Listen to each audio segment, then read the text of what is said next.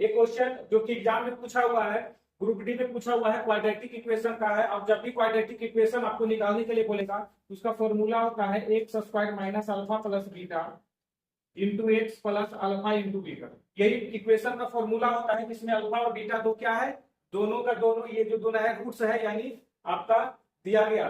तो अब यहाँ से रूट्स निकालना है, तो उसमें से एक रूट्स दिया हुआ है अल्फा बराबर 2 प्लस रूट 5, एक रूट्स दिया हुआ है। तो दूसरा रूट्स हम कैसे निकालते हैं, तो दूसरा रूट्स निकालने के लिए कुछ नहीं करना है। जब एक रूट प्लस रूट में दिया रहेगा तो दूसरा जो होता है माइनस में होता है। दूसरा क्या होता है, माइनस में होता है। इसको निकालने का सबसे बेहतर तरीका दोनों को जोड़ दीजिए, क्योंकि यहाँ पर बोल रहा है दोनों को जोड़ दीजिए, और दोनों को जैसे ही जोड़ते हैं तो ये रूट 5 से रूट 5 कैंसिल हो जाता है और ये आता है 4।